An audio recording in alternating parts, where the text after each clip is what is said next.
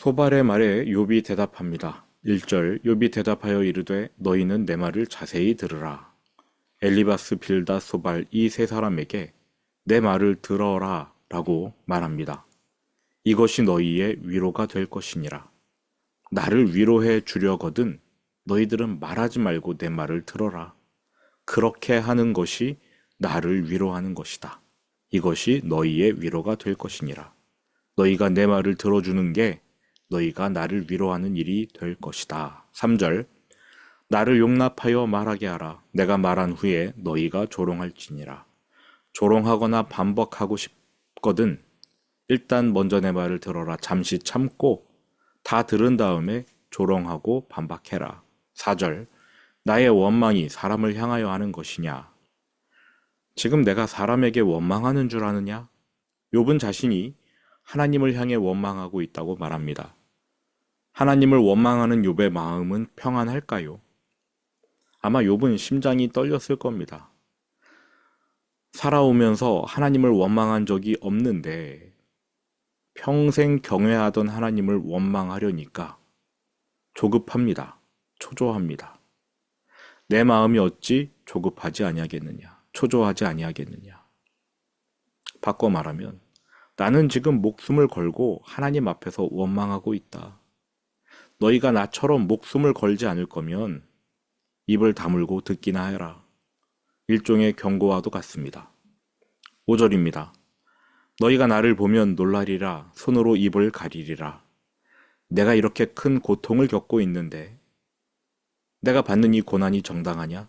내 모습을 제대로만 봤다면 너희는 놀라서 입을 다물어야 맞다. 내가 기억하기만 하여도 불안하고 두려움이 내 몸을 잡는구나. 욥은 자신에게 닥친 일을 되뇌는 것만으로도 소스라치게 놀랍니다. 재앙이 일어난 지 이제 몇 달이 지나지 않았습니까? 기억하기만 하여도 불안하고 두려움이 내 몸을 잡는구나. 이후 본격적으로 소발의 발언을 반박하기 시작합니다. 20장 5절, 한 장 전으로 가셔서 20장 5절을 다시 한번 보시지요. 악인이 이긴다는 자랑도 잠시요, 경건하지 못한 자의 즐거움도 잠깐이니라. 소발은 악인의 형통이 일시적이었다라고 말합니다. 일시적이라고 말합니다. 악인은 겉으로 볼 때 형통하는 것 같지만 실제로는 아니다. 이렇게 말한 것이지요. 그러나 욥은 이러한 소발의 말을 반박하고 있습니다. 21장 7절 어찌하여 악인이 생존하고 장수하며 세력이 강하냐? 그들의 후손이 앞에서 그들과 함께 굳게 서고 자손이 그들의 목전에서 그러하구나. 악인이 아주 짧게 형통하고 영원토록 멸망하는 게 아니라 악인이 그들의 후손과 함께 아주 건강하게 튼튼하게 살아간다는 겁니다. 자손이 그들의 목전에서 그러하구나. 악인의 자손들도 대대로 잘 살아간다라는 것입니다. 9절 그들의 집이 평안하여 두려움이 없고 하나님의 매가 그들 위에 임하지 아니하며. 악인의 형통이 일시적이고 결국에는 하나님께 심판받을 것이라는 소발의 주장과 달리 욥이 관찰한 바 이 세상에서 악인들이 평생 그리고 자손 대대로 형통하더라. 욥은 정말로 그러한 일들을 관찰한 것 같습니다. 10절 그들의 수소는 새끼를 베고 그들의 암소는 낙태하는 일이 없이 새끼를 낳는구나. 가축이 새끼를 낙태하는 일이 없이 잘 낳는 일, 이런 것들을 고대에는 하나님께서 큰 복을 내리신 것으로 여겼습니다. 기적에 가까운 일이라고 생각한 거지요. 그래서 구약 성경 창세기를 읽다가 하나님이 누구에게 큰 복을 내리셨더라. 근데 그 복이 뭐냐? 새끼가 죽지 않고 태어나는 것을 말하는 거예요. 그러니까 악인들이 하나님의 보호 아래서 번창하고 있다라고 욥은 말하고 있는 겁니다. 10절에서. 하나님께서 그 가축들의 새끼가 죽지 않고 태어나게끔 그런 것까지 하나님이 배려하시면서 악인을 형통하게 하신다. 11절입니다. 그들은 아이들을 양떼같이 내보내고 그들의 자녀들은 춤추는구나. 아마 이 구절을 말하면서 욥이 자신의 죽은 자녀들을 떠올렸던 것 같습니다. 의인이지만 욥의 자녀들은 허무하게 죽었습니다. 그것도 가장 안전해야 할 곳, 집안에서. 태풍에 지붕이 무너져 내려 담에 깔려 즉사했습니다. 반면에 악인의 자녀들은 온갖 위험이 도사리는 들판으로 내보내도 다치지 않는데요. 춤춘대요. 그들은 그들의 아이들을 양떼같이 내보내고 욥은 의인이지만 그들의 자녀는 가장 안전해야 할 집안에서 죽었습니다. 악인의 자녀들은 들판으로 내보내도 해를 입기는커녕 오히려 춤추며 즐거워합니다. 12절 그들은 소고와 수금으로 노래하고 피리 불어 즐기며. 욥의 자녀들은 생일 파티하느라 소고, 수금, 피리 불고 즐겼어요. 그러다가 갑자기 재앙을 당해 즐거움을 잃어버렸습니다만 악인의 자녀들은 끝까지 즐거움을 누린다. 이렇게 욥이 주장합니다. 13절 그들의 날을 행복하게 지내다가 잠깐 사이에 스올에 내려가느니라. 욥의 자녀는 고난 중에 비참한 최후를 맞았지만 악인의 자녀는 평생 행복하게 지내다가 죽을 때도 아무 고통 없이 잠깐 사이에 평안하게 죽는다. 잠깐 사이에 스올에 내려간다. 잠깐 사이에 죽는다. 악인이 이렇게 형통한다라고 말합니다. 여기까지 욥의 주장은 율법에 제시된 인과 응보 가르침을 전부 거스르고 있습니다. 악인이 형통한다. 악인의 자녀도 형통한다. 하나님은 악인을 괴롭히지 않으시고 심지어 복을 주신다. 이러한 욥의 주장이 14절, 15절에서 절정에 이릅니다. 그러할지라도 그들은 하나님께 말하기를 우리를 떠나소서 우리가 주의 도리 알기를 바라지 아니하나이다. 하나님이 악인을 벌하지 않고 오히려 배려하시고 심지어 복까지 주셨는데 악인들이 하나님을 등진대요. 하나님더러 떠나달라라고 말한답니다.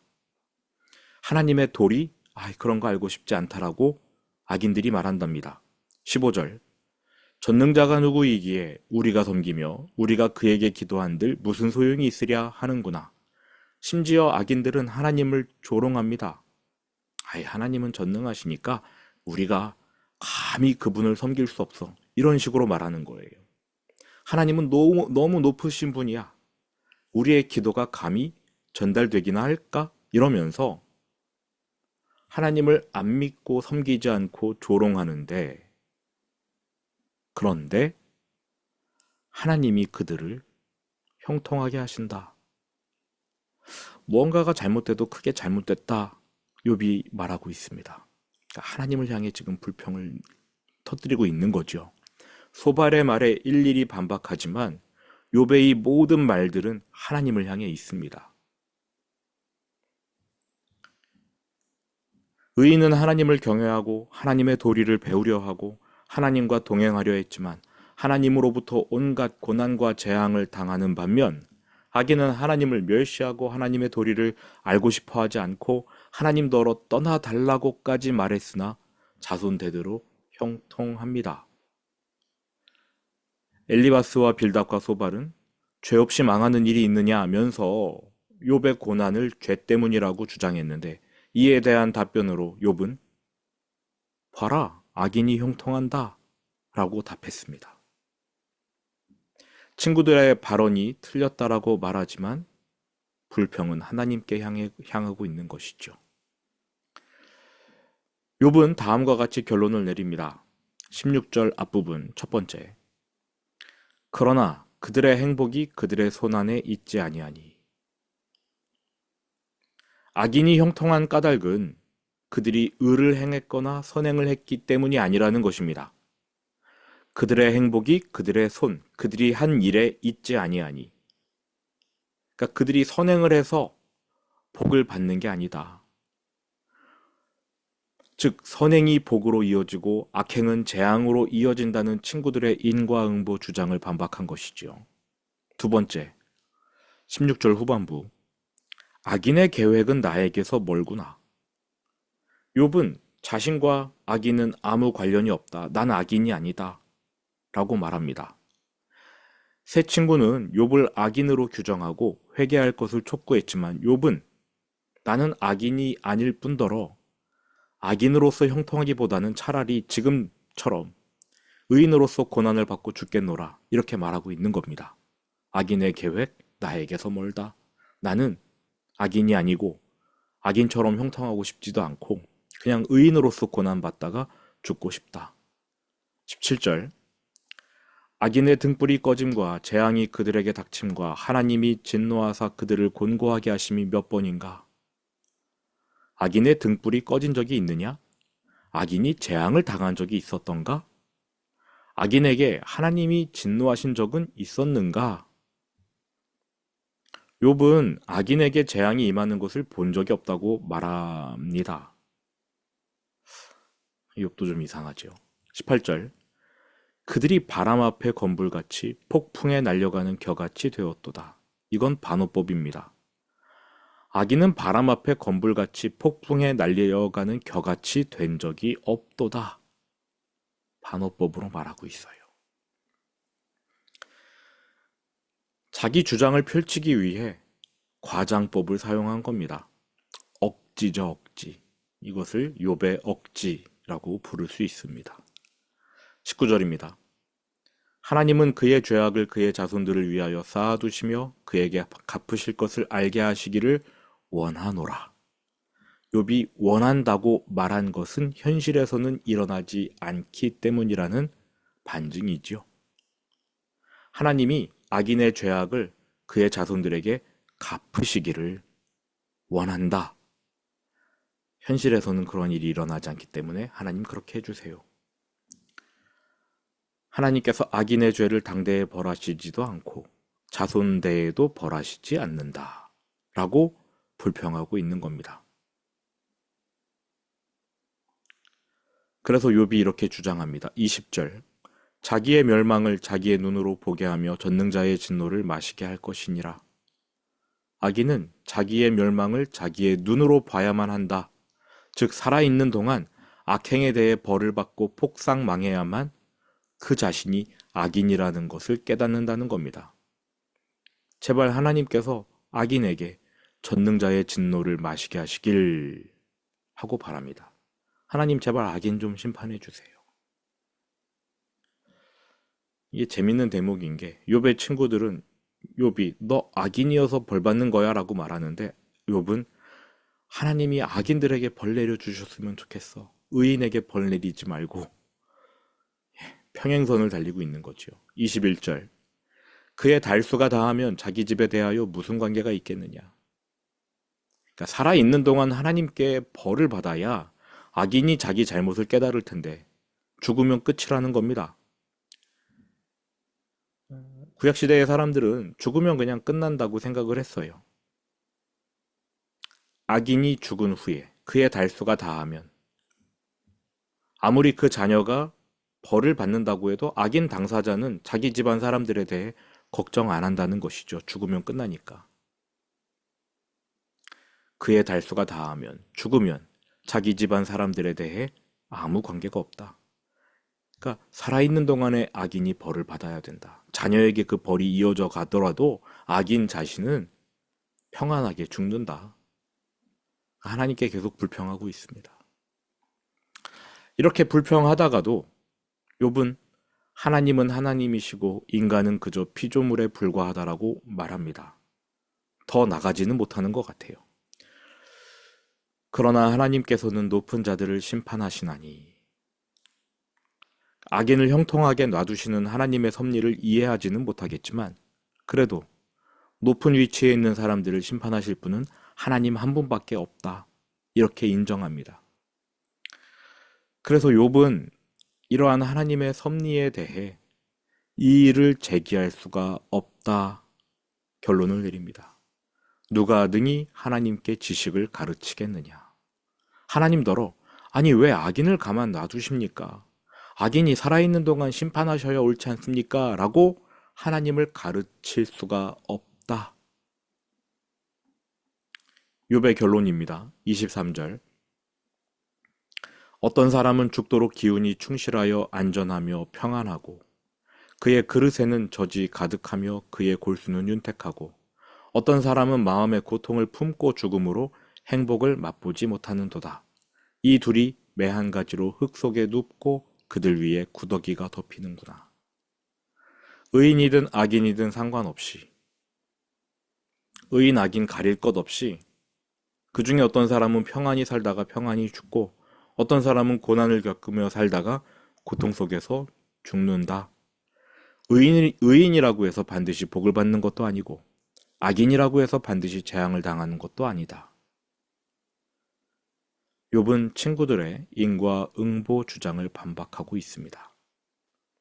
욥의 말의 핵심은 이겁니다. 내가 고난을 당했다고 해서 나를 악인으로 몰아가지 말라. 악인도 형통할 수 있고 의인도 고난당할 수 있다. 욥은 친구들이 자신을 정죄하는 게 옳지 않다고 말합니다. 친구들의 주장은 자신을 해하려는 속셈일 뿐이라고 하지요. 27절. 내가 너희의 생각을 알고 너희가 나를 해하려는 속셈도 아노라. 너희의 말이 귀인의 집이 어디 있으며 악인이 살던 장막이 어디 있느냐 하는구나. 아무리 귀인이어도 그가 악하면 망할 것이다. 악인의 장막은 사라지고 없다. 너희는 그렇게 말하면서 악인의 멸망을 주장하지만 실제로 그러한가? 29절. 너희가 길 가는 사람들에게 묻지 아니하였느냐? 그들의 증거를 알지 못하였느냐? 길 가는 사람들에게 물어봐라. 너희 이미 답을 듣지 않았느냐? 너희 주장과 달리 악한 귀인의 집은 여전히 남아있고 악인의 장막은 번성하고 있다. 30절. 악인은 재난의 날을 위하여 남겨둔 바 되었고 재난의 날이 닥쳐도 마지막까지 남는 사람은 악인이더라. 부자가 망해도 3대 간다. 뭐 그런 말이겠죠. 진노의 날을 향하여 끌려가느니라. 심지어 악인은 하나님께 질질 끌려가더라도 진노의 날까지 살아남는다는 겁니다. 그러니까 진노의 날을 통과하게 된다라는 거예요. 31절. 누가 능히 그의 면전에서 그의 길을 알려주며 누가 그의 소행을 보응하랴. 누가 능히 악인의 면전에서 너 가는 길이 옳지 않아 라고 알려주겠으며 누가 악인의 소행에 대해 보응할 것인가.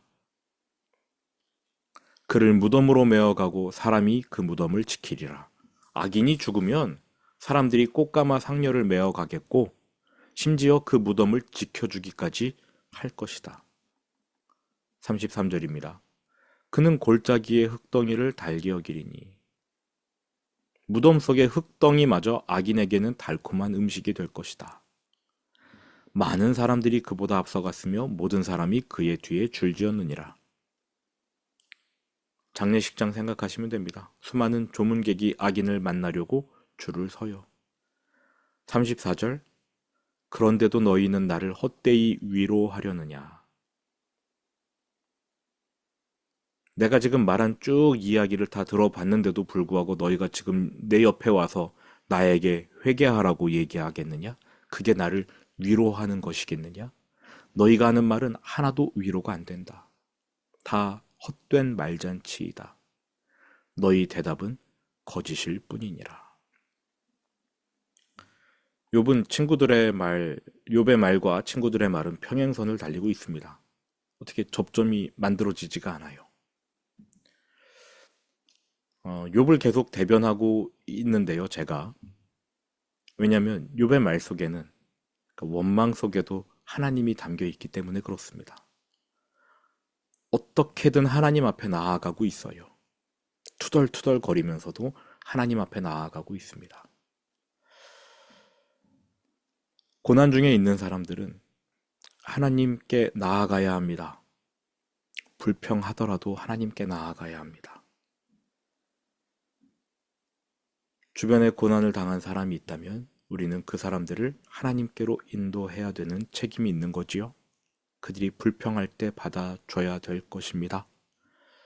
엘리바스나 소발과 빌닷, 이 세 사람들은 그 일을 실패했고요. 오히려 욥으로 하여금 하나님으로부터 더 떠나고 싶게끔 만들었습니다. 우리는 그렇게 해서는 안 되는 것이죠. 들은 말씀 기억하면서 주기도문으로 예배를 마치겠습니다.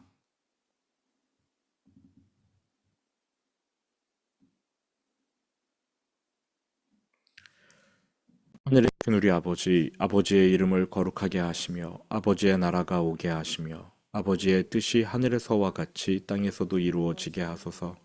오늘 우리에게 일용할 양식을 주시고 우리가 우리에게 잘못한 사람을 용서하여 준 것 같이 우리의 죄를 용서하여 주시고 우리를 시험에 빠지지 않게 하시고 악에서 구하소서.